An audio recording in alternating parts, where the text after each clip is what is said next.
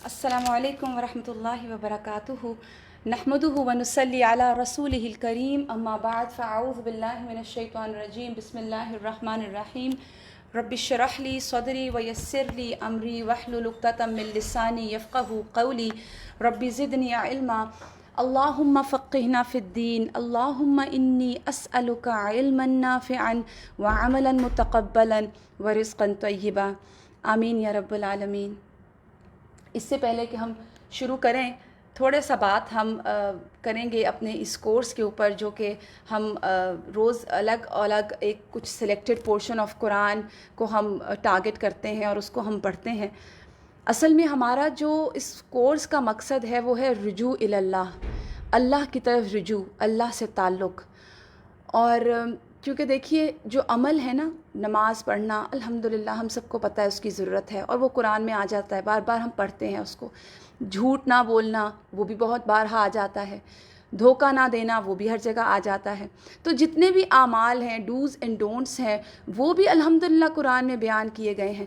لیکن جو قرآن کا 80% پورشن ہے نا، وہ توحید پر مبنی ہے، اور اس کے ساتھ ایمانیات پر مبنی ہے، اور اللہ کی محبت پر مبنی ہے۔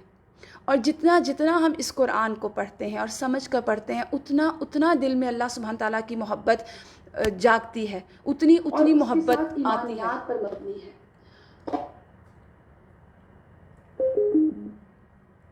تو اسی لیے اب ہم سورہ الفرقان جو اب ہم نے سلیکٹ کی ہے، اس کے بارے میں ہم تھوڑی سی بات کریں گے کہ ایک تو پہلی بات یہ کہ یہ مکی صورت ہے، اور ہم نے بہت سی صورتیں جو اب تک پڑھی ہیں اس میں موسٹلی سوائے سورہ البقرہ کے اور الانعام کے جو موسٹلی صورتیں ہیں وہ مکی ہی ہیں، کیونکہ مکہ میں توحید کے اوپر بات کی گئی ہے، اور مکہ میں قرآن اور قرآن کی تصدیق اور رسالت اس کے اوپر بات کی گئی ہے۔ تو مکی صورتوں یہ مکی صورت ہے سورہ الفرقان، اور رسول اللہ صلی اللہ علیہ وآلہ وسلم کے مکہ کے قیام کے درمیانے دور میں آئی ہے۔ کیونکہ دیکھیے جو اہل مکہ تھے نا، میں آپ کو بار بار یہی بات بتاتی ہوں کہ وہ بھی اللہ سبحانہ تعالیٰ کو مانتے تھے، اللہ کا کانسیپٹ، اللہ کا وجود تھا، لیکن انہوں نے اللہ کے ساتھ بہت سارے شریک بنا لیے ہوئے تھے، اور وہ سمجھتے تھے کہ یہ بھی ہمیں ہیلپ آؤٹ کرتے ہیں اور یہی ہمیں اللہ تک پہنچاتے ہیں۔ آج ہمارے اندر بھی اس قسم کے جو عقائد ہیں وہ پیدا ہو چکے ہیں، پیدا ہونے کے ساتھ ساتھ پریویل بھی کر رہے ہیں۔ تو ضرورت ہے اس بات کی کہ ہم ہر چیز کو چھوڑ کر صرف اور صرف اللہ سبحانہ وتعالیٰ کی ذات کی طرف فوکس ہو جائیں۔ اور اللہ کی ذات ہمیں کہاں سے ملے گی؟ اللہ کی ذات ہمیں قرآن سے ملے گی۔ اللہ سے تعلق ہمارا کہاں سے جڑے گا؟ اللہ سے تعلق ہمارا قرآن کو سمجھ کے جڑے گا۔ دیکھیے عربی زبان اگر تو آپ کو آتی ہے الحمدللہ تو وہ تو ٹھیک، لیکن اگر ہمیں نہیں سمجھ آتی تو اس کا پھر طریقہ کیا ہے؟ جب ہمیں کوئی چیز سمجھ نہیں آتی تو طریقہ کیا ہوتا ہے؟ اس کو سمجھیں، اور جب ہم اس کو سمجھتے ہیں تو پتہ چلتا ہے کہ اچھا اس میں تو خزانے چھپے ہیں۔ یہی حال قرآن کا ہے۔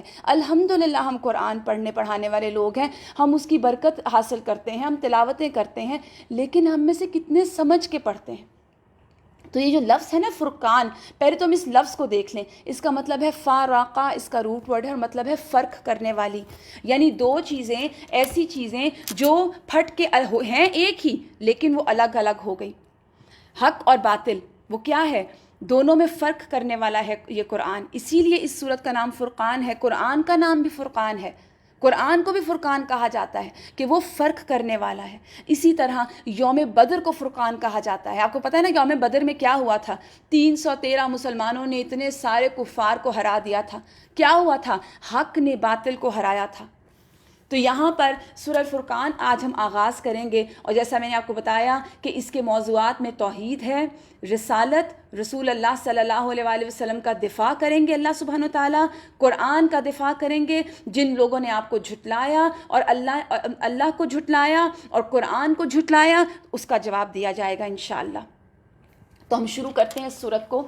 بہت ہی خوبصورت سورت، سلیکٹ تو میں نے اس میں سے کچھ آیتیں کی تھیں، لیکن جب میں کل اس کی تیاری کرنے لگی تو میں نے کہا نہیں، کچھ حق ادا نہیں ہو رہا، تو اس لیے آج ہم انشاءاللہ اس سورت کو مکمل طور پر دیکھیں گے۔ بسم اللہ الرحمن الرحیم، تبارک الذی، آپ دیکھیے پھر اللہ سبحانہ تعالیٰ کی وہی صفت آئی کہ بڑی بابرکت ہے اللہ کی وہ ذات، اور وہ برکت کیا ہے کہ تھوڑی چیز کا زیادہ ہو جانا، تبارکہ کا جو لفظ ہے اس کا اشارہ اللہ کی طرف ہے، یعنی وہ رب جس نے یہ فرقان بھیجا وہ کون ہے؟ الذی نزل الفرقان، جس نے یہ فرقان عطا کیا۔ فرقان کیا ہے؟ حق اور باطل کی تمیز، صبح و شام کی تمیز، روشنی اور اندھیرے کی تمیز۔ رسول اللہ صلی اللہ علیہ وآلہ وسلم کے دور میں جب کوئی بچہ بولنے لگتا تھا سب سے پہلے تو اس کو یہ آیت سکھائی جاتی تھی، تبارک الذی نزل الفرقان، یہ آیت نمبر 2 آئے گی اس میں، علی عبدہ لیکون للعالمین نذیرا۔ اللہ سبحانہ تعالیٰ نے یہ فرقان اس لیے اتارا تاکہ اپنے بندے پر نازل کیا، اور کیوں نازل کیا؟ تاکہ سارے جہان والوں کے لیے خبردار کرنے والا ہو۔ کیا خبردار کرنے والا ہو؟ برے انجام سے بچانے والا ہو۔ یہ جو حق اور باطل، صحیح اور غلط کی جو تمیز کروائی گئی ہے وہ اس لیے کہ ہم بچ جائیں، ہم برے انجام سے بچ جائیں۔ اور پھر فرمایا، اور یہ جو آیت ہے یہ رسول اللہ صلی اللہ علیہ وآلہ وسلم کے دور میں جب کوئی بچہ بولنے لگتا تو ان کو تاکید کی جاتی کہ یہ آیت اس کو یاد کروائی جائے۔ اور وہ آیت کیا ہے؟ ایسا کیا ہے اس آیت میں کہ اللہ کے رسول نے اتنا انفسائز کیا اس پہ؟ الذی، اللہ کا تعارف، اللہ وہ ذات ہے، لہو ملک السماوات والارض۔ ہم یہ روز پڑھتے ہیں، آپ نے دیکھا ہوگا کہ روز ہم نے جو آیتیں صورتیں سلیکٹ کی ہوئی ہیں اس کے اندر یہ ضرور آتا ہے کہ اللہ کے لیے ملکیت ہے آسمانوں اور زمین کی۔ آپ دیکھیں تو اگر ہم اپنے آپ کو اور اپنے ارد گرد کو دیکھیں اور اپنی عادات کو اگر ہم غور کریں، تھوڑا سا اپنی نیچر جو ہیومن سائیکی ہے اس پہ آپ غور کریں تو آپ یہ چیز ڈسکور کریں گے کہ اللہ سبحانہ و تعالیٰ کی ذات جو ہے وہ ہر چیز پر کی مالک ہے۔ اور ہم اگر اپنی نیچر کو ڈسکور کریں تو ہم ہر اس انسان سے امپریس ہوتے ہیں، ہر اس انسان سے انسپائر ہوتے ہیں جس کے پاس بہت زیادہ دنیا ہوتی ہے، جس کے پاس بہت زیادہ پاور ہوتی ہے، جس کے پاس بہت زیادہ مال ہوتا ہے۔ تو جس کے پاس دنیا جتنی زیادہ ہے ہم اس سے اتنا امپریس ہوتے ہیں۔ تو مجھے یہ جو آیت جب میں پڑھتی ہوں تو مجھے ایسے لگتا ہے کہ دنیا کے جو بادشاہ ہیں، دنیا کے جو لوگ ہیں، ان کے پاس مال آیا کہاں سے؟ اللہ ان کو دے رہا ہے۔ اللہ ان سے روک لے تو وہ کہاں سے لے کر آئیں؟ تو اللہ ہی وہ ذات در اصل ہے جس کی ملکیت ہے، جو مالک ہے تمام آسمانوں کا، زمین کے اندر کا۔ اور پھر فرمایا وَلَمْ يَتَّخِذْ وَلَدًا، اس نے کوئی بیٹا نہیں بنایا۔ وَلَمْ يَكُنْ لَهُ شَرِيكٌ فِي الْمُلْكِ، اور کوئی اس کی بادشاہت میں شریک نہیں ہے۔ وَخَلَقَ كُلَّ شَيْءٍ، ہر چیز کو پیدا کرنے والا، فَقَدَّرَهُ تَقْدِيرًا، اور اس نے ہر چیز کی تقدیر مقرر کی۔ تو یہ ہے اللہ کا تعارف۔ اس وجہ سے رسول اللہ صلی اللہ علیہ وآلہ وسلم جب کوئی بچہ بولنا شروع کرتا تو یہ آیت نمبر 2 سورہ الفرقان کی اس کو یاد کرواتے کہ وہ سب سے پہلے اپنے خالق کا تعارف تو سیکھے۔ ہم اپنے بچوں کو ہر ایک کا تعارف کرواتے ہیں، یہ میری پھپھو ہیں، یہ میری خالہ ہیں، ان سے ملو، یہ تمہارے ماموں ہیں۔ اللہ کا تعارف، اور ہم اللہ کا تعارف یہاں بہترین تعارف کروایا گیا۔ الذی لہ ملک السماوات والارض، اللہ تو وہ ہے جس کے لیے آسمان و زمین کی بادشاہت ہے۔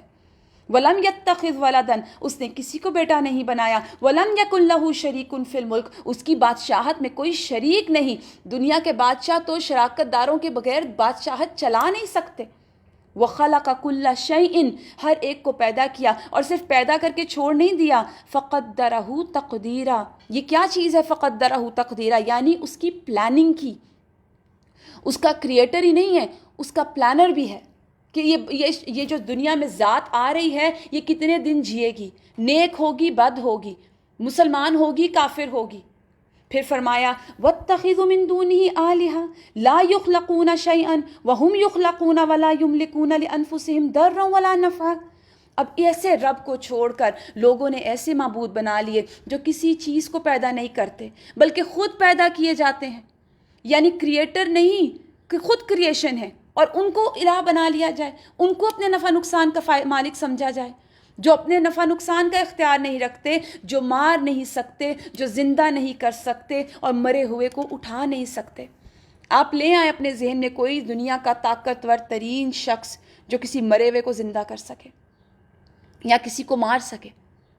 تو اب دیکھیے اللہ جس کو بچانا چاہے اس کو کوئی مار نہیں سکتا۔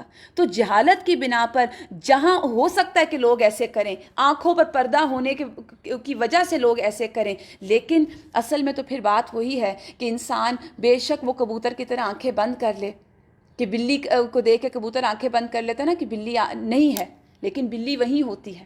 تو اسی طرح اس مثال سے آپ ذرا سمجھیے کہ ہم آنکھیں بند کر کے دنیا کے معبود کے پیچھے چلتے جائیں، دنیا کے پیچھے چلتے جائیں اور آخرت دیکھی جائے گی، تو آخرت وہی ہے، قیامت وہی ہے، اس نے آ کے رہنا ہے، ہم نے پیش ہونا ہے۔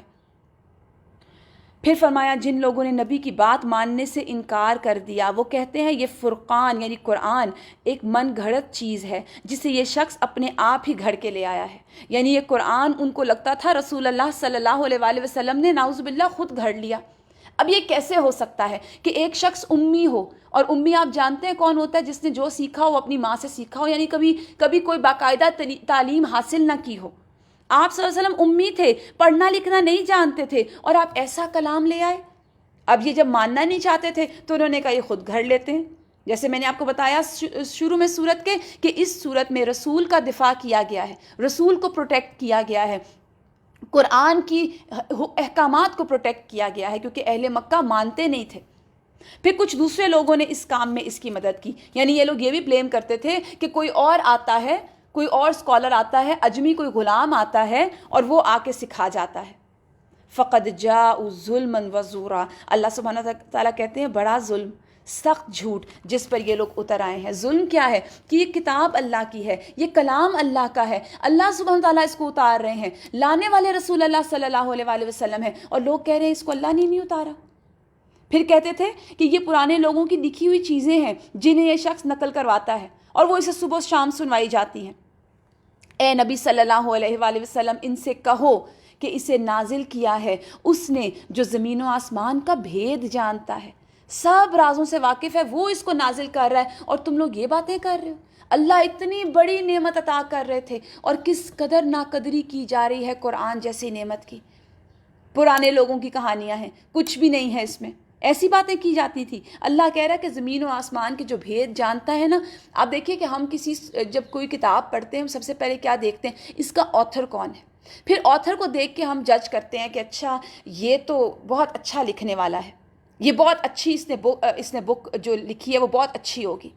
لیکن آپ یاد رکھیے اللہ سبحانہ تعالیٰ کو ہم قرآن کا آتھر نہیں کہہ سکتے۔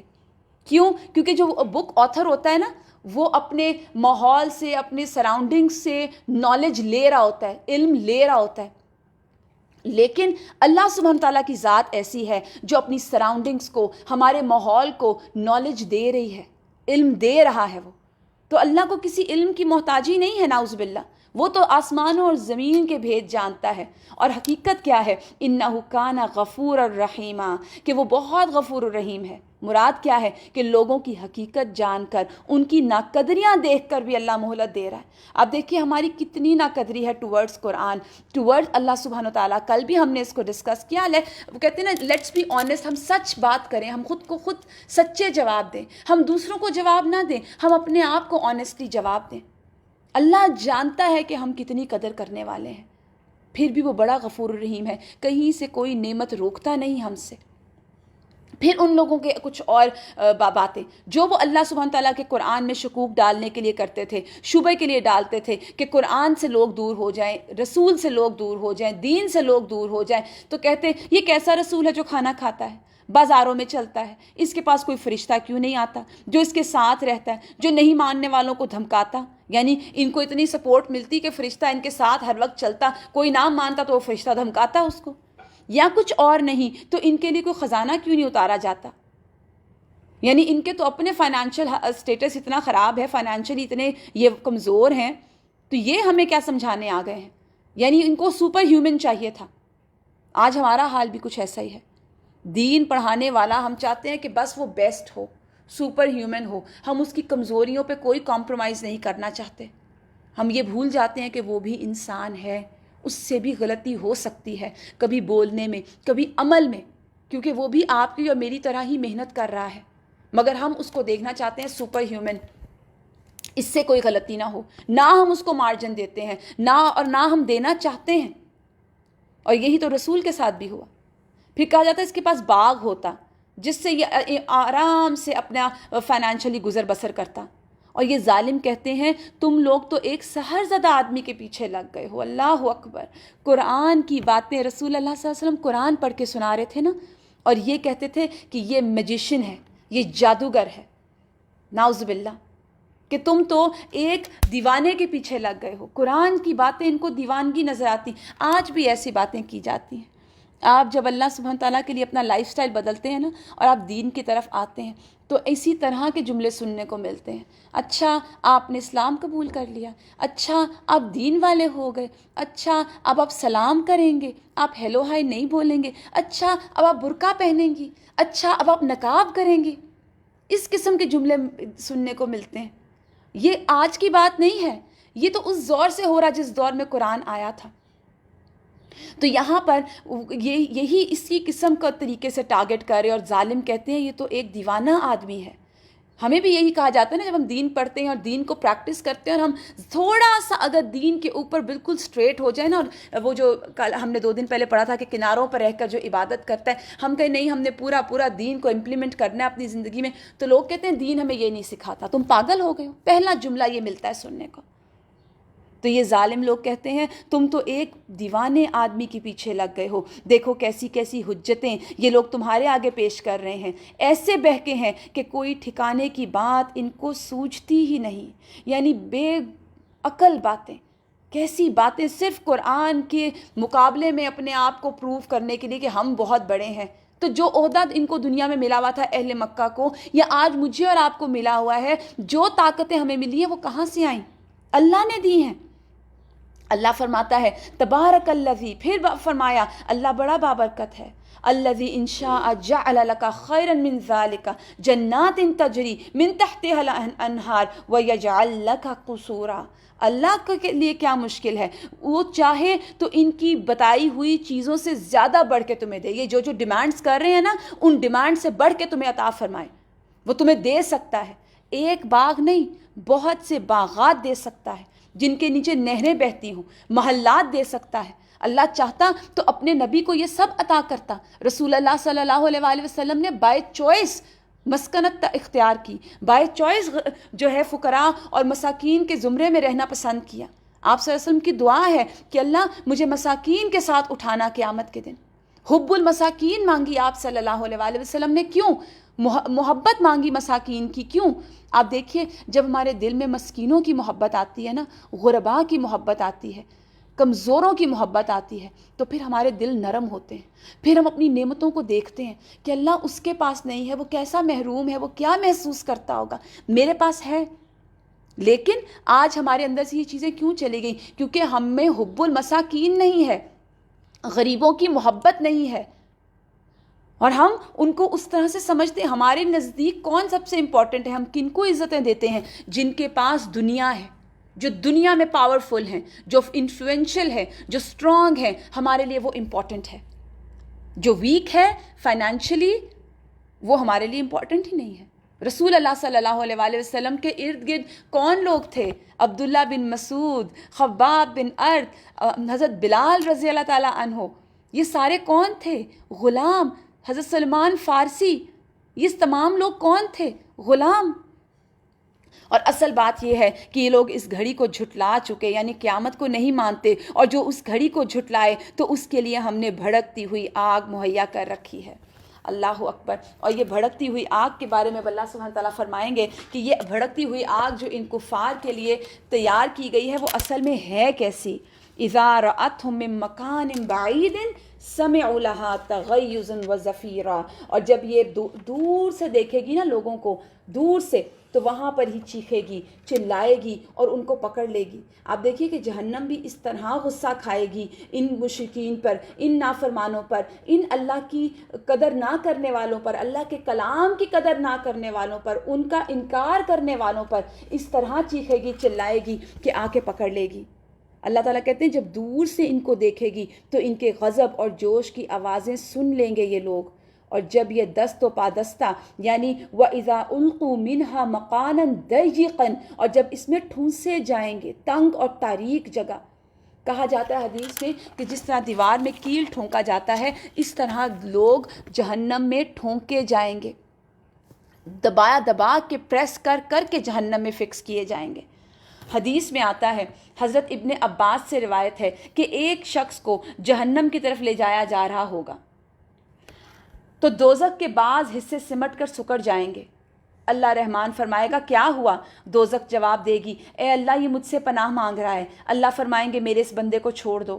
اس طرح ایک اور شخص کو جب جہنم کی طرف لے جایا جا رہا ہوگا تو وہ کہے گا اے میرے رب تیرے بارے میں میرا گمان یہ تو نہ تھا، یعنی میں تیرے بارے میں ایسا تو نہیں سوچتا تھا کہ اللہ تو مجھے جہنم میں ڈال دے گا.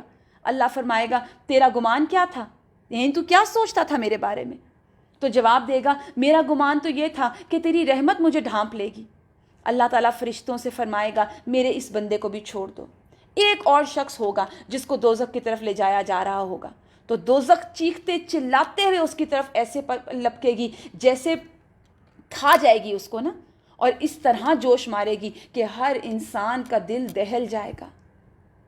تو جب اس کے جوش کی وہ غضب کو سنیں گے اس کے بارے میں فرمایا ہے کہ دوزخ جوش غضب سے اس قدر شدت کے ساتھ شاؤٹ کرے گی، اس قدر چلائے گی کہ جس نے، اور کیوں چلائے گی کہ جس نے ہر رسول اللہ صلی اللہ علیہ وسلم کی نافرمانی کی ہوگی اور اس کے علاوہ ہر رسول، اور اس سے کیا کرے گی؟ جہنم کے اندر منہ کے بل گھسیٹ کر ایسے لوگوں کو ڈال دیا جائے گا. اور حدیث میں اور اس میں آتا ہے کہ حضرت ابراہیم جیسے جلیل القدر پیغمبر بھی قیامت کے دن گھٹنوں کے بل ہو کر عرض کریں گے کہ اللہ آج میں صرف اپنے بارے میں سوال کرتا ہوں، یعنی کسی کے لیے نہیں میں سوال کروں گا، آج مجھے بخش دے. پھر فرمایا وَإِذَا أُلْقُوا مِنْهَا مَكَانًا ضَيِّقًا مُقَرَّنِينَ، اور جب دوزخ کسی تنگ جگہ میں زنجیروں میں جکڑے ہوئے یہ ڈالے جائیں گے. قتادہ نے ابو ایوب اور انہوں نے عبداللہ بن عمر سے روایت کیا کہ تنگ جگہ میں انہیں اس طرح جکڑ دیا جائے گا جیسے زنجیر میں جکڑ کے ٹھونک دیا جائے. آپ سمجھیں کیسے یہ ہوگا؟ جیسے زنجیر میں جکڑے گئے اور پھر بالکل کسی تنگ اور تاریک کوٹری میں جیسے اوون ہوتا ہے اس کے اندر پریس کر کے ڈالے گئے اور باہر سے ڈھکن بند کر دیا جائے گا. آج بہت گرمی ہو نا تو ہم لوگوں کو بھی کہتے ہیں دور ہو کے بیٹھو، ویسے ہی اب تو دور ہو کے سب بیٹھتے ہیں، لیکن گرمی میں انسان کا دل کرتا ہے کہ ہر چیز جو ہے وہ ریلیکسڈ ہو. جہنم جو بھڑک رہی ہوگی، جوش کھا رہی ہوگی، اور وہاں پہ ان کو ٹھونس ٹھونس کے بھر دیا جائے گا، ایک کے اوپر ایک، ایک کے اوپر ایک قوم کو پھینکتے چلا جایا جائے گا اور پائل اپ ہو جائے گا سب کچھ. اور وہاں پر ان کو کہا جائے گا لا تدعوا اليوم ثبورا، آج ایک موت کو نہیں پکارو، ثبورا واحدا، ایک موت کو نہیں پکارو، ودعوا ثبورا کثیرا، آج بہت سی موتوں کو پکارو. یعنی ایک موت تمہارا کام نہیں کرے گی پورا. آج کتنی موتیں بلاؤ گے وہ بھی تمہیں موت نہیں آنے کی، نہ جیو گے نہ مرو گے، زندہ ہی رہیں گے اس کے اندر، کیونکہ جہنم میں موت نہیں ہے، صرف تکلیف ہے. ان سے پوچھو، اللہ سبحانہ تعالیٰ کویسچن کرتے ہیں یہ انجام اچھا ہے یا اب کمپیریزن سورہ الفرقان ہے نا، دونوں چیزوں کا فرق کیا گیا، جہنم بتائی گئی اور پھر کہا گیا ان سے پوچھو اب یہ انجام اچھا ہے یا وہ ہمیشہ کی جنت جس کا وعدہ اللہ سبحانہ تعالیٰ کے خدا ترس پرہیزگاروں سے کیا گیا، متقی لوگوں سے کیا گیا، جو اللہ سے ڈرتے ہیں، جو اللہ کی کتاب پر ایمان لاتے ہیں، رسول پر ایمان لاتے ہیں. پھر میں بار بار لائف سٹائل کی بات کرتی ہوں، جو اپنا لائف سٹائل ویسا بناتے ہیں جیسا ان کے رب نے ان سے چاہا. تو ہم سب کے سب اپنے لائف سٹائل کو چیک کریں، جو ان کے عمل کی جزا ان کے سفر کے آخری منزل ہوگی. اور وہ وہاں پہ کیا ملے گا ان کو؟ لہم فیہا ما یشاؤون خالدین، وہاں ان کو وہ ملے گا جو وہ چاہیں گے. دنیا میں دیکھیں ہم اپنی کتنی بھی خواہشیں پوری کرنا چاہیں نا وہ نہیں پوری ہو سکتی. کئی خواہشیں ایسی ہیں جو رہ ہی جاتی ہیں، کئی ڈیزائرز ایسی ہیں جن کو ہم اتنا چاہتے ہیں کہ وہ پوری ہو جائے ہماری ڈیزائرز، لیکن وہ دنیا میں پوری نہیں ہوں گی. وہ کہاں ہوں گی؟ وہ جنت میں ہی پوری. وہ جنت ہی ایسی جگہ ہے جہاں ہر ڈیزائر، ہر وش ہماری پوری ہوگی، جس میں وہ ہمیشہ ہمیشہ رہیں گے. اور جس کا عطا کرنا یعنی اس جنت کا دینا کیا ہے؟ کان علی ربک وعدا مسئولا، وہ تمہارے رب کے ذمے ایک واجب الادا وعدہ ہے، یعنی وہ ایسا وعدہ ہے جو اللہ پورا کرے گا. مگر کن کے لیے کرے گا؟ یہاں پہ دو چیزیں بتا دی گئیں. ام جنت الخلد التی وعد المتقین، متقون، تقوی والے، اللہ سے ڈر کے رہنے والے. ہر وقت ان کے ہر معاملے میں ایک ہی بات غالب ہوتی ہے کہ میرا یہ عمل جو میں کر رہی ہوں اس سے اللہ ناراض تو نہیں ہوگا کہیں؟ یہ جو میں کسی کو جواب دینے لگی ہوں پلٹ کے برا، کسی نے مجھے برا کہا اس کو میں جواب دینے لگی ہوں تو میرے دل میں آئے کہ اللہ تو نہیں اس سے ناراض ہوگا. میں کسی سے جھوٹ بولوں تو میرے ذہن میں آئے کہ اللہ تو نہیں مجھ سے ناراض ہو جائے گا کہیں، اور میں اس ڈر سے جھوٹ چھوڑ دوں. میں نہ بولوں، میں کسی کو چیٹ کرنے لگوں تو میں کہوں اللہ تو نہیں ناراض ہوگا اس سے، نہیں میں اپنے رب کو ناراض نہیں کر سکتی تو میں چیٹنگ چھوڑ دوں۔ ہر چیز میں انسان پہ یہ گمان غالب ہو کہ اللہ مجھے دیکھ رہا ہے، وہ جانتا ہے، وہ تو ہر چیز جانتا ہے، جو میں سوچ رہی ہوں وہ بھی جانتا ہے، جو خیال آنے والا ہے وہ بھی جانتا ہے، تو میں بھاگ کے جاؤں گی کہاں؟ جب یہ گمان ہم پہ غالب ہوگا، جب یہ خیال ہم پہ غالب ہوگا تو کیا ہم کوئی برائی کر سکتے ہیں؟ اصل میں آپ دیکھیے، ہم میں سے ہم کسی کو برا نہیں کہہ رہے، کوئی انسان برا نہیں، اللہ نے سب کو ایک جیسی نعمتیں دے کر بھیجا ہے۔ برائی کہاں ہوتی ہے؟ برائی ہوتی ہے اس چیز کو لینے میں، اپنی زندگیوں میں امپلیمنٹ کرنے میں۔ ہم کہاں اس کو امپلیمنٹ کر رہے ہیں؟ اور پھر آپ دیکھیں آگے فرمایا، اور وہ وہی دن ہوگا جب تمہارا رب ان لوگوں کو گھیر کر لائے گا اور ان کے معبودوں کو بھی بلائے گا جنہیں آج یہ چھوڑ کر اللہ کو چھوڑ کر پوج رہے ہیں۔ یعنی قیامت کا دن ہوگا، معبود بھی لائے جائیں گے، یعنی جن کی یہ پوجا کرتے تھے اب وہ بت ہیں، وہ درخت ہیں، وہ پتھر ہیں، وہ چاند ہے، وہ سورج ہے، وہ انبیاء ہیں، نبی، اگر نبیوں کی عبادت کی جا رہی تھی تو جن کی بھی عبادت کی جا رہی تھی اللہ ان کو لے کر آئے گا، سامنے میدان میں کھڑا کرے گا، دوسری طرف فالوورز بھی آ جائیں گے، پوجنے والے بھی آ جائیں گے۔ پھر اللہ ان سے پوچھے گا کیا تم نے میرے ان بندوں کو گمراہ کیا یا یہ خود ہی بھٹک گئے تھے؟ وہ عرض کریں گے اللہ آپ کی ذات پاک ہے، یعنی وہ تمام معبود جن کو انہوں نے الہ بنایا ہوا تھا وہ سب کہیں گے سبحانک، اللہ آپ پاک ہیں، وہ خود ڈر رہے ہوں گے۔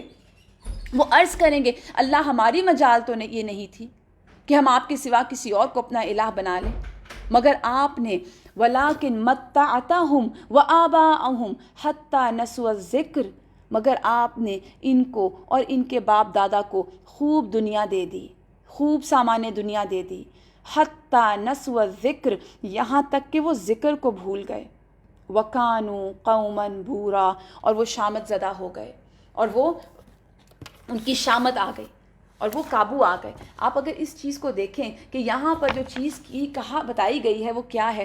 دنیا کی محبت۔ اس دن جب الہ آئیں گے اور وہ کہیں گے کہ اللہ ان کو ہم نے نہیں بہکایا تھا، ان کو کس چیز نے بہکایا تھا؟ کہ ان کو دنیا بہت مل گئی تھی، آپ نے جب ان کو دنیا دے دی تو یہ آپ کو بھول گئے، نعمتیں لے لیں، نعمت دینے والے کو بھول گئے۔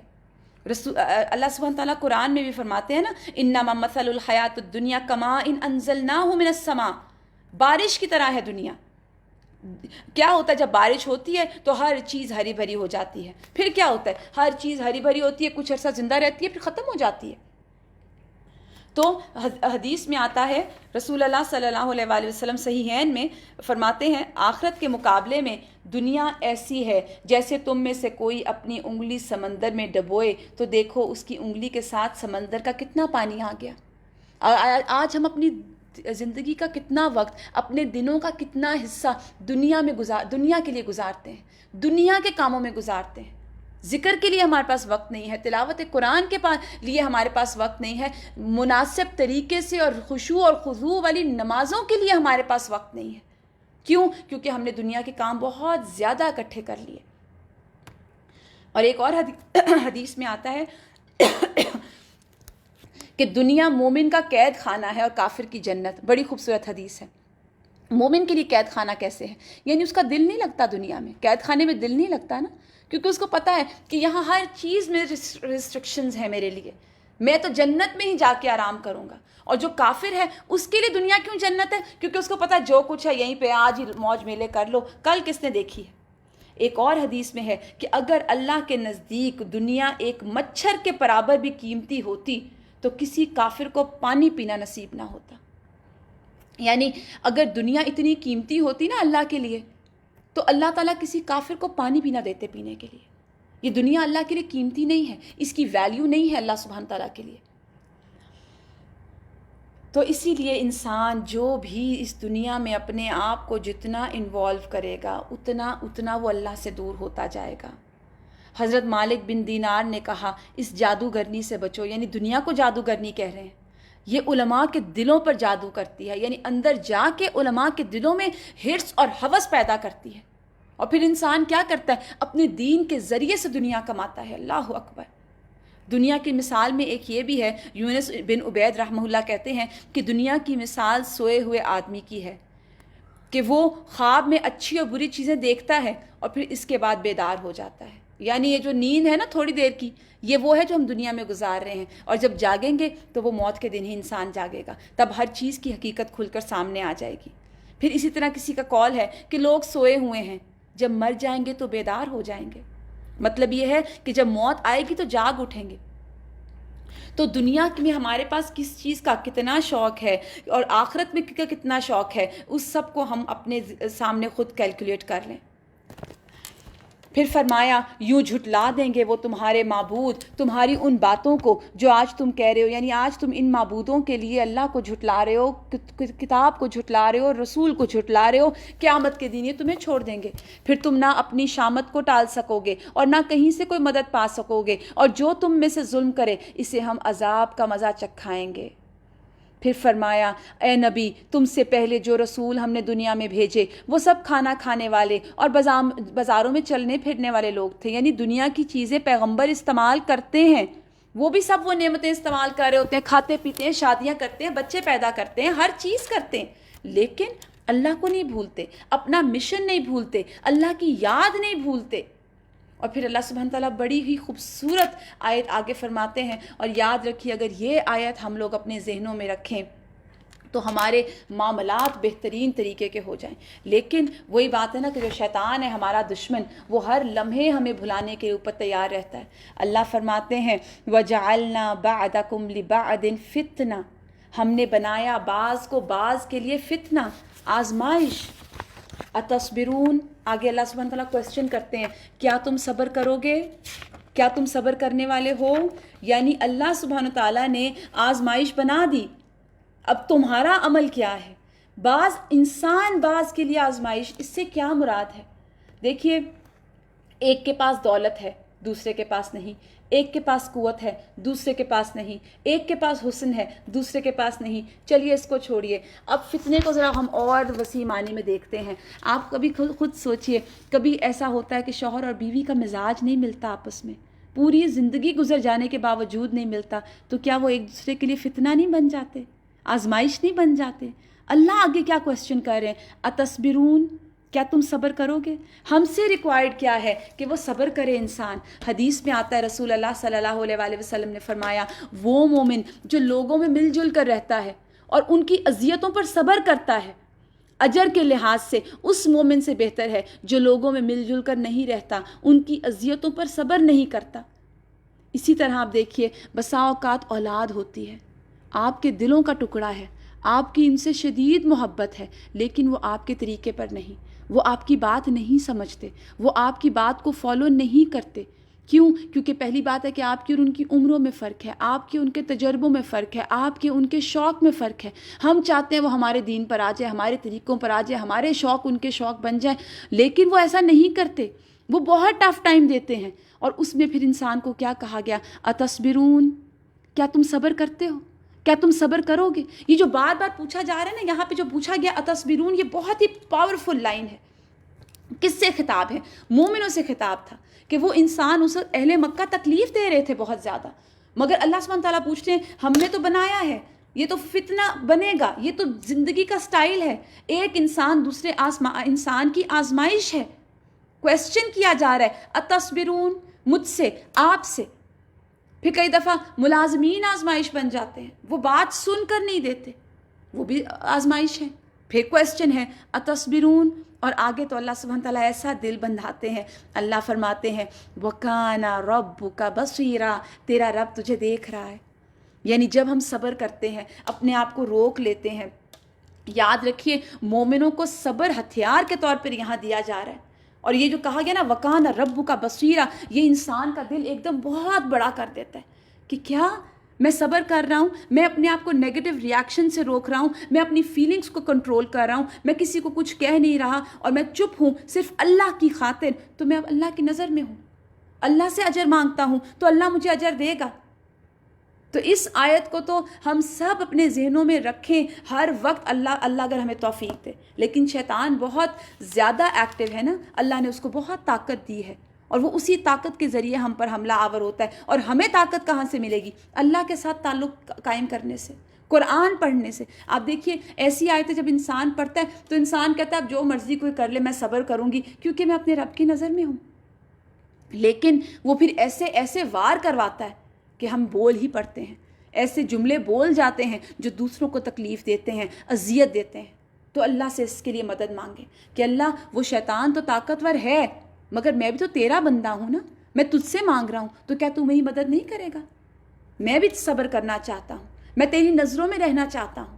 اتصبرون وکان ربک بصیرا، تیرا رب تجھے دیکھ رہا ہے، تم رب کی نظر میں ہو، تم رب کی نگاہوں میں ہو۔ جب انسان کو پتہ ہوتا ہے نا کہ مجھے کوئی دیکھ رہا ہے، کوئی چھوٹا بچہ بھی ہو اور اس کو کوئی چوٹ لگے تو اس کو پتہ ہوتا ہے کہ میری ماں مجھے دیکھ رہی ہے، تو وہ بھی اس کا ایک دم جو ہوتا ہے، وہ دل جو ہوتا ہے روتا ہے، وہ چلاتا ہے، ایک دم روئے گا۔ لیکن جب اس کو پتہ ہوتا ہے کہ بہت سے لوگ مجھے دیکھ رہے ہیں تو بسا اوقات وہ اپنی عزت کے لیے ہی چپ کر جاتا ہے کہ نہیں نہیں میں تو روتا ہی نہیں، میں تو بہت بریو بوائے ہوں۔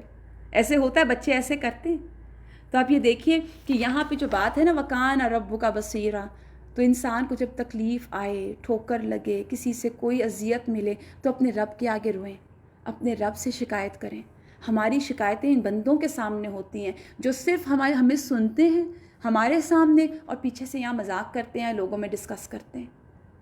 کبھی کوئی تکلیف آئے اپنے رب کے سامنے روئیں، وہ ہے جو ہر چیز کی ملکیت رکھتا ہے، ہر چیز پر مالک ہے، ہر چیز پر قادر ہے۔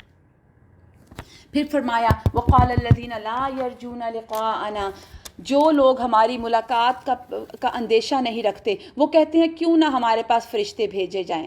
یہاں پھر ہم اپنے رب کو دیکھیں، اب ان کی ڈیمانڈز چیک کریں ذرا، اہل مکہ، کفار، مشرکین، اور ان کی ڈیمانڈز کیا تھیں کہ ہمارے پاس فرشتے آ جائیں، ہم اپنے رب کو دیکھ لیں۔ یعنی اللہ نے فرشتہ کیوں نہیں بھیجا رسول بنا کر، انسان کیوں بھیجا؟ بڑا گھمنڈ لے بیٹھے ہیں یہ اپنے نفس میں اور حد سے گزر گئے اپنی سرکشی میں، یعنی اللہ کے فیصلوں پر راضی نہیں ہے، اتنا اپنے آپ کو بڑا سمجھ رہے ہیں۔ جس روز یہ فرشتوں کو دیکھیں گے، اب فرشتے کب آتے ہیں؟ ایک تو بات ہے کہ جان نکالنے کے وقت آئیں گے، قیامت کے وقت آئیں گے، موت کے وقت ملک الموت آتے ہیں۔ تو اللہ سبحانہ تعالیٰ کہتے ہیں جس دن یہ فرشتوں کو دیکھیں گے وہ مجرموں کے لیے کوئی بشارت کا دن نہیں ہوگا۔ یعنی موت کے وقت جب ان کی موت آئے گی، جو فرشتے عذاب لے کر آئیں گے تو وہ کوئی گڈ نیوز نہیں لائیں گے ان کے لیے، یہ چیخ اٹھیں گے خدا کی پناہ، اور جو کچھ بھی ان کا کیا دھرا ہے وہ اسے دیکھ لیں گے اور ہم اسے غبار کی طرح اڑا دیں گے۔ یہ جو لفظ آتا ہے نا وَقَدِمْنَا إِلَىٰ مَا عَمِلُوا مِنْ عَمَلٍ فَجَعَلْنَاهُ هَبَاءً مَنْثُورًا، یہ ہباء منصورہ آپ جانتے ہیں کیا چیز ہوتی ہے؟ جیسے کبھی آپ نے اگر ڈسٹنگ کی ہو تو آپ دیکھیں گے کہ جو کھڑکی ہوتی ہے لائٹ میں سے وہ چھوٹے چھوٹے ڈسٹ پارٹیکلز ہوا میں موو کر رہے ہوتے ہیں، ان کو کہتے ہیں ہباء منصورہ۔ تو اللہ تعالیٰ کہتے ہیں کہ جو بھی عمل انہوں نے کیے وہ ہم اس طرح ڈسٹ پارٹیکلز کی طرح اڑا کے رکھ دیں گے، اور جو بھی عمل اور ایمان، یاد رکھیے کوئی بھی عمل جو اللہ کے ہاں قبول ہے وہ کب ہے؟ جب ایک انسان مسلمان ہو، دوسری بات ہے کہ اس میں اخلاص ہو، پیور عمل ہو، صرف اللہ کے لیے خالص عمل ہو، اس کے بغیر کسی عمل کی کوئی ویلیو نہیں ہے۔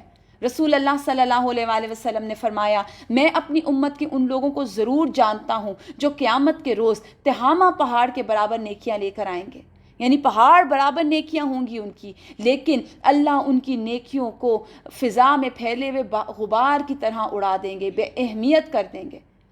استغفر اللہ۔ فرمایا خبردار، وہ تمہارے ہی بھائی ہوں گے، تمہاری نسل سے ہوں گے، رات کو تمہاری طرح قیام کریں گے، یعنی نمازیں بھی پڑھیں گے، اپنی نسل میں سے ہوں گے، لیکن کیا کریں گے؟ اللہ کے تنہائی میں اللہ کے حرام کردہ کاموں کا ارتکاب کریں گے۔ اللہ اکبر۔ آپ سوچئے ہم تنہا کس وقت ہوتے ہیں، رات کے وقت یا دن کے وقت؟ موسٹلی ہم آج کل تو، اور ویسے بھی عموماً اب جب سے یہ موبائل وغیرہ آ گئے ہم ہر وقت تنہائی ہوتے ہیں، ہم تنہائی ہی پسند کرتے ہیں، ہم اکیلے ہی بیٹھنا پسند کرتے ہیں، اور ہم اس تنہائی میں بیٹھ کے رب کو تو کم ہی یاد کرتے ہیں، اپنے موبائلز پر، اپنے گیجٹس میں ہم دنیا کی کیا کیا چیزیں، کیا کیا خرافات نہیں دیکھ رہے ہوتے۔ ایک کلک پر ہوتا ہے، ہر چیز ہمارے سامنے ہوتی ہے، کچھ بھی دیکھ لیں۔ وہاں پر اللہ سے ڈرنا جو ہے وہ بہت ویلیویبل ہے کہ تنہائی میں انسان اپنے رب سے ڈرے۔ بس وہی لوگ جنت میں جانے کے مستحق ہیں، اس دن اچھی جگہ ٹھہریں گے، دوپہر گزارنے کو عمدہ مقام پائیں گے، آسمان کو چیرتا ہوا ایک بادل اس روز نمودار ہوگا، فرشتوں کے پرے اتار دیے جائیں گے، اور اس روز ہوگا کیا؟ حقیقی بادشاہت۔ یومئذ الحق للرحمن، صرف رحمان کی بادشاہت ہوگی اس دن اور کوئی بادشاہ نہیں ہوگا، اس دن صرف اور صرف رحمان بادشاہ ہوگا۔ اور پھر فرمایا وہ منکرین کے لیے بڑا سخت دن ہوگا، ظالم کہے گا، اپنے ہاتھ چبائے گا اور کہے گا اب کیا ہوگا، قیامت قائم ہو گئی، میدان حشر لگ گیا، لوگ سامنے موجود ہو گئے، اب وہاں پہ ظالم کون؟ ظالم جس نے دین کو نہیں مانا، حق کو نہیں مانا، دین کی طرف نہیں آیا، پھر وہی بات اپنا لائف سٹائل چینج نہیں کیا، اللہ کی بات نہیں مانی، تو وہ کیا کرے گا؟ وَيَوْمَ يَعَضُّ الظَّالِمُ عَلَىٰ يَدَيْهِ، وہ اپنے ہاتھوں کو کاٹے گا۔ یہ ہاتھوں کو کاٹنا کیسا جسٹر ہے؟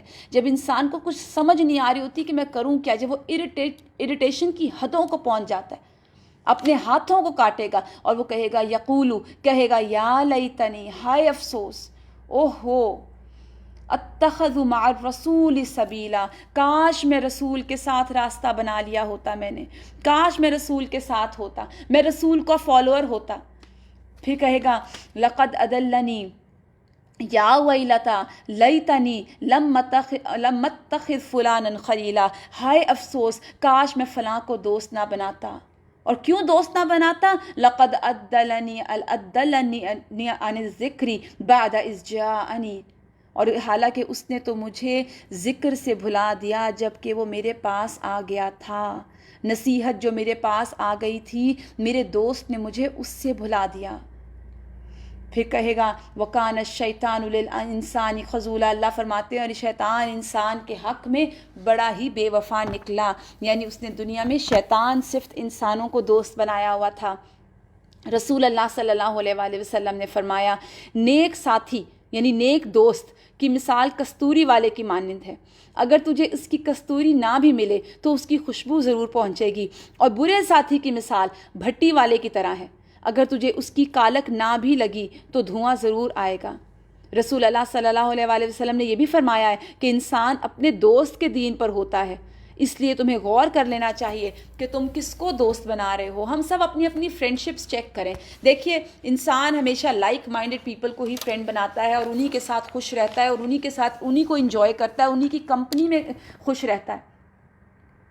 تو پھر ہم دیکھیں کہ ہمارے جو دوست ہیں ان کی کمپنی میں ہمیں رب ملتا ہے، ہمیں رب کا تعارف ملتا ہے، ہمیں رب کی محبت نصیب ہوتی ہے، یا ہم دین سے دور ہوتے ہیں، ہم اللہ کے ذکر سے دور ہوتے ہیں۔ اس کرائٹیریا، پھر فرقان ہے نا سورت کا نام، اس کرائٹیریا پہ اپنے دوستوں کو جج کریں، اپنے بچوں کے دوستوں کو جج کریں، اپنے بچوں کے دوستوں پہ نظر رکھیں کہ یہ جو دوستی کا کرائٹیریا بتایا گیا نا، قیامت کے دن یہ دوستی چھوٹی نہیں ہوگی۔ آپ کو پتہ ہے قیامت کے دن وہ شخص اپنے ہاتھ کھائے گا اور وہ کہے گا کہ کاش میں نے نبی کو ساتھی بنایا ہوتا، میں نے تو اپنے دوست کو فالو کیا اور میں اپنے دوست کے ساتھ رہا، اس نے مجھے بہکا دیا۔ اور دوست کون ہے یہاں پہ؟ شیطان، اور شیطان بڑا ہی برا ساتھی نکلا۔ اور رسول کہے گا، اب یہ رسول کا شکوہ ہے جسے کہتے ہیں نا قیامت کے دن وہ اللہ سبحانہ تعالیٰ کو بتائیں گے، حالانکہ اللہ خوب جانتے ہوں گے، اور قیامت کے دن رسول کہے گا وقال الرسول، بہت غور سے سنیے یہ آیت، وقال الرسول، اور کہے گا رسول یا ربی، اے میرے رب، انا قومی، بے شک یہ میری قوم، اتخذوا ھذا القرآن مہجورا، اس میری قوم نے قرآن کو چھوڑ دیا تھا، قرآن کو مذاق بنا لیا تھا۔ دیکھیے کفار مذاق اڑاتے تھے، اور مذاق اڑانے کے علاوہ اور کیا چیز اس میں آتی ہے؟ قرآن پر ایمان نہ لانا، قرآن کی تصدیق نہ کرنا۔